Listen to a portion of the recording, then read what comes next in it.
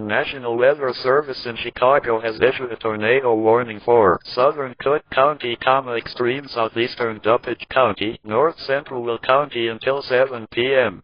At 6:02 p.m., National Weather Service Doppler radar indicated a severe thunderstorm capable of producing a tornado, and an off-duty National Weather Service meteorologist reported a tornado.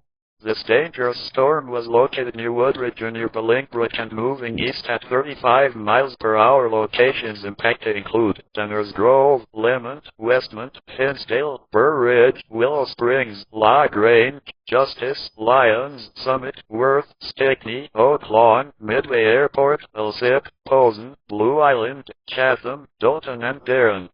This tornado warning replaces the severe thunderstorm warning that was in effect for the same area. Go to a basement or small interior room on the lowest floor. Motorists should not take shelter under highway overpasses.